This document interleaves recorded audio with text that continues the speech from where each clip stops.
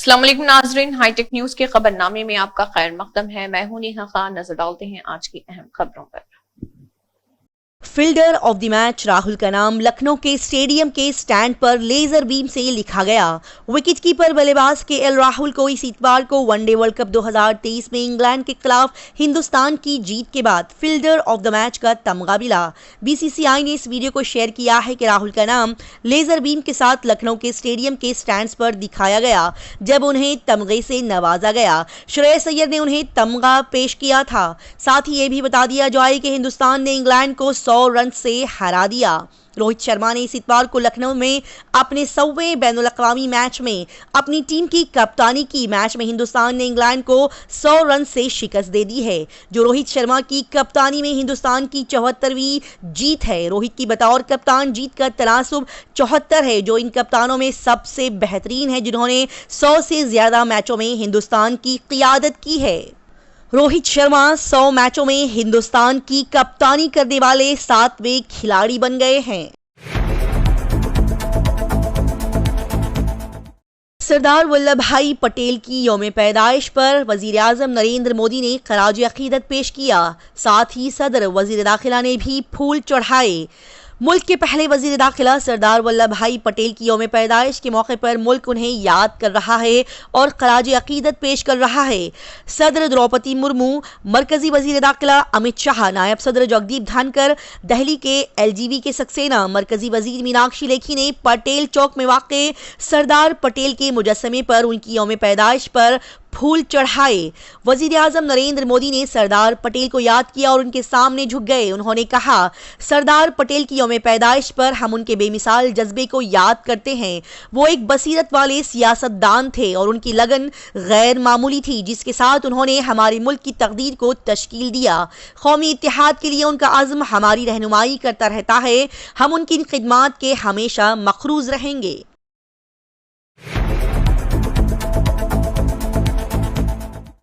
UP में mobile छीनने के दौरान एक तलबा के ऑटो से गिरने के लम्हे का वीडियो मंजर-ए-आम पर आ गया। गाजियाबाद उत्तर प्रदेश में दिल्ली मीरठ एक्सप्रेस वे पर बदमाशों का एक मोबाइल फोन छीनने के बाद बीटेक की तलबा ऑटो रिक्शा से गिरने की लम्हे की सीसीटीवी फुटेज मंजर-ए-आम पर आई है। बताया जाता है कि लड़की मर गई है। दरियासना पुलिस ने इस इतवार को एक मुलजिम को पकड़ा और दूसरे को पीर की सुबह एक एनकाउंटर में मार दिया। बताया जाता है कि तलबा ऑटो रिक्शा में फंस गई और उसे 15 मीटर तक घसीटा गया।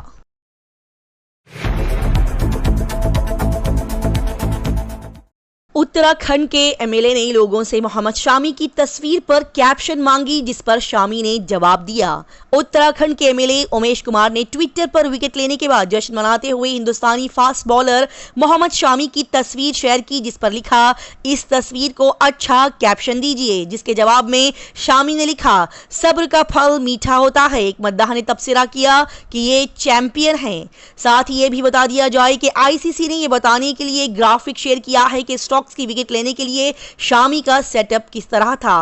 आईसीसी ने वनडे वर्ल्ड कप 2023 में इंग्लैंड के बेन स्टोक्स को क्लीन बॉलिंग करने के लिए हिंदुस्तानी तेज गेंदबाज मोहम्मद शामी के सेटअप के ग्राफिक्स का इश्तिराक किया है।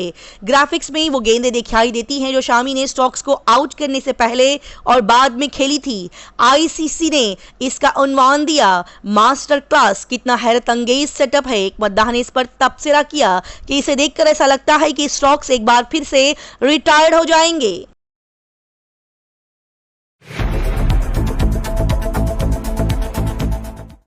इसराइल ने हमास के हमले में अगवा होने वाली 23 साला लड़की की मौत की तस्दीक कर दी है। इसराइल ने 23 साला जर्मन इसराइली लड़की शानी लोग की मौत की तस्दीक की है, जिसे हमास के दहशतगर्दों ने इसराइली म्यूजिक फेस्टिवल से अगवा किया था। हमास के दहशतगर्दों की जानिब से शानी को पिकअप ट्रक में नीम अरिया हालत में ले जाने की वीडियो मंजर-ए-आम पर आई है। ट्विटर पर यह मालूमात देते हुए इसराइल ने लिखा, हम बहुत गमज़दा हैं। एक रिपोर्ट के मुताबिक शानी की मां ने पहले दावा किया था कि वो शानी जिंदा है। रूस के हवाई अड्डे पर सैकड़ों लोग अल्लाह अकबर के नारे लगाते हुए दाखिल हुए और फिर उन्होंने यहूदियों की तलाश शुरू कर दी।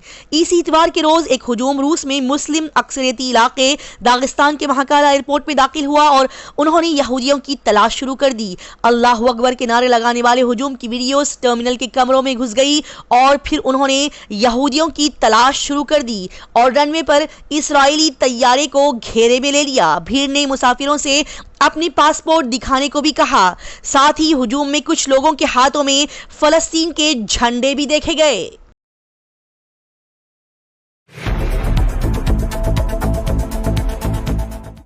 बाबर आजम की व्हाट्सएप चैट लीक होने पर शाहिद अफरीदी ने कहा, इंतहाई खराब रवैया। साबिक पाकिस्तानी कप्तान शाहिद अफरीदी ने पाकिस्तानी कप्तान बाबर आजम और पीसीबी सीओओ के दरमियान व्हाट्सएप चैट लाइव टीवी पर लीक होने पर रद्द अमल का इजहार किया। अफरीदी ने कहा कि मुझे अफसोस से कहना पड़ रहा है कि जिसने भी ये किया है उसने बहुत बुरा काम किया है। रिपोर्ट्स के मुताबिक पीसीबी चीफ ज़का अशरफ ने स्क्रीनशॉट एक रिपोर्टर को दिया था। बता दें कि पाकिस्तान इस वक्त पॉइंट्स टेबल में 6ठे नंबर पर है।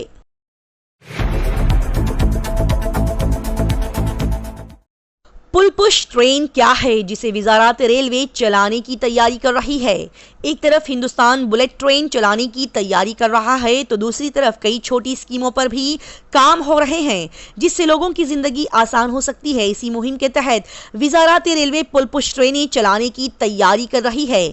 उम्मीद है कि जल्द ही पटना और मुंबई के दरमियान ऐसी ट्रेन चलाई जा सकती है जिससे काम के लिए बाहर जाने वाले लोगों को फायदा पहुंचेगा। लेकिन पुलपुश ट्रेन क्या है? जिन लोगों ने मेट्रो देखी है वो इसे अच्छी तरह से समझ सकेंगे। दरअसल पुलपुश ट्रेन एक ट्रेन है जिसमें 2 इंजन होते हैं, एक आगे और दूसरा पीछे। दोनों इंजन बेक वक्त ट्रेन को खींचते और धकेलते हैं।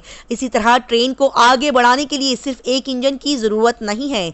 पुलपुश ट्रेन चलाने के बहुत से फायदे हैं। सबसे पहले ये आसानी से ट्रेन की रफ्तार को बढ़ा सकता है। दूसरा, इससे ट्रेन की सलाहियत में नुमाया इजाफा होता है और तीसरा, ट्रेन चलाने के लिए इसे कम ताकतवर इंजनों की जरूरत होती है जिससे रेलवे के अखराजात कम हो सकते हैं।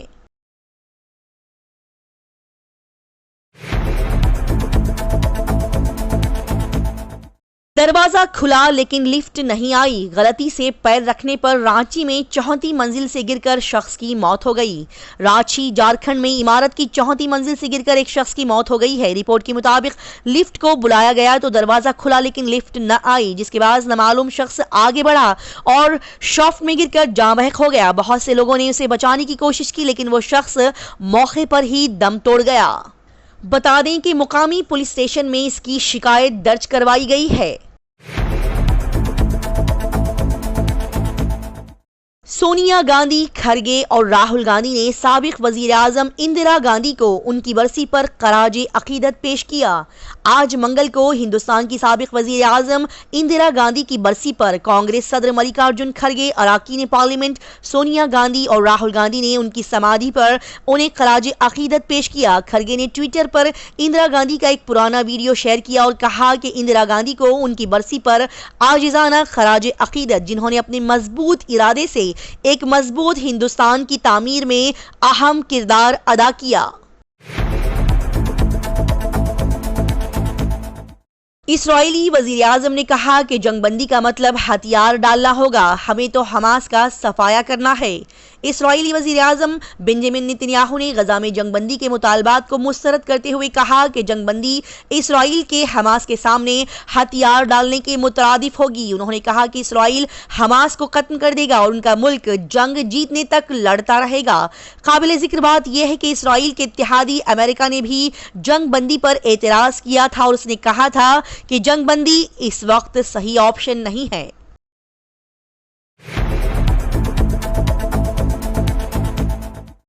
यूपी एमएलए ने गंदी कार देखकर अपने ड्राइवर को थप्पड़ मारा और साथ ही उसे जात परस्त भी कहा। भोजीपुरा उत्तर प्रदेश के एसपी एमएलए शाहजुल इस्लाम के खिलाफ अपने ड्राइवर की पिटाई करने और जात पात पर मुबनी अल्फाज कहने पर SC/ST एक्ट के तहत मुकदमा दर्ज किया गया है। ड्राइवर ने कहा कि मैं एमएलए को लेने के लिए रेलवे स्टेशन गया हुआ था, जहां एमएलए ने गंदी गाड़ी देखकर मुझे थप्पड़ मारा। ड्राइवर के मुताबिक एमएलए ने उसे घर से उठाने की भी धमकी दी। इसी के साथ हाईटेक न्यूज खबरनामा इख्तिताम को पहुंचता है। अल्लाह हाफिज।